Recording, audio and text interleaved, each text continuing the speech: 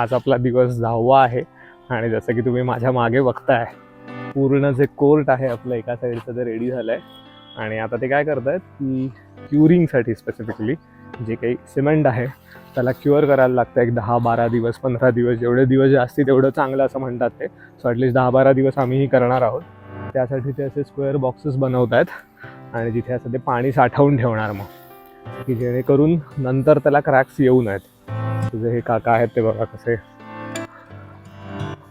हे बघा त्यांनी आता जस्ट हा वाला कंपार्टमेंट केला आहे आणि एक स्क्वेअर बॉक्सेस ते बनवत आहेत आणि बघा आणि एकदम प्रॉपर फिनिशिंग वगैरे आहे. सो फुल या साईडला आता कदाचित व्हिडिओमध्ये नसेल कळत बट असा या साईडला स्लोप आहे हलका जेणेकरून इन फ्युचर पाणी इथे साठणार नाही.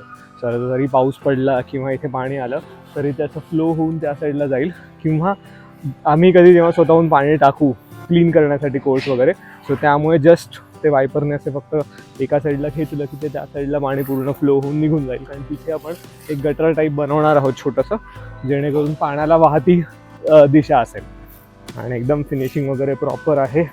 सो जो संजय आहे जो आपलं पेंटिंगचं काम करणार आहे त्याने सांगितल्यानुसार आम्ही अशी फिनिशिंग जी आहे याला ब्रश फिनिशिंग म्हणतात ती केली आहे इकडे.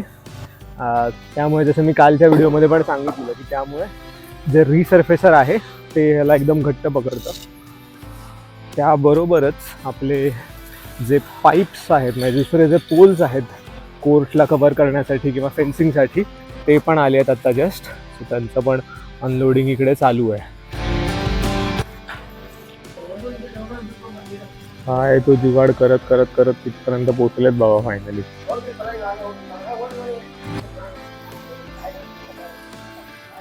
परवा गेला म्हणजे चिंता नको, ठीक आहे पोचले तिथपर्यंत.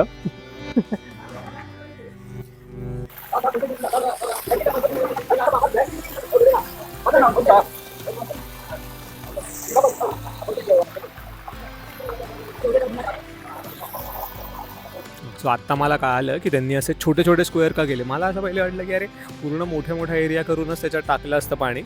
बट काय झालं की आपण स्लोप केला त्यामुळे ते पाणी असं एका साईडला आलं आहे. सो जसं तुम्ही आता म्हणजे जर हा बॉक्स बघितला तुम्ही तर या साईडला राईट साईडला माझा जास्ती पाणी आहे आणि या साईडला कमी पाणी आहे लेफ्ट साईडला. कारण काय स्लोप आहे थोडंसं ना त्यामुळे पाणी असं आपोआपच तिकडे आलं आहे म्हणून त्यांनी असे छोटे छोटे स्क्वेअर केले आहेत. सो जसं की तुम्ही बघताय हे सुद्धा पोल्स जे उरलेले होते ते आले आहेत आपले आणि उद्या ते नॉट उद्या ॲक्च्युली आज सॅटर्डे आहे त्यामुळे मंडेला हे सुद्धा पोल्स लागतील.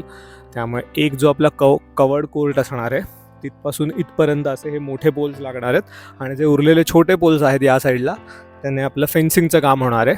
So yes it is taking shape slowly but चालू आहे काम.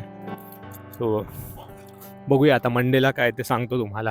उद्या तर आय थिंक सगळ्यांना सुट्टी असेल त्यामुळे जस्ट लोक आले तरी जस्ट फक्त पाणी टाकायला येतील कॉन्क्रीटवरती.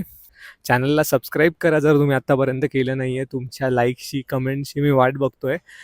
भेटूयात लवकरच नेक्स्ट व्हिडिओमध्ये.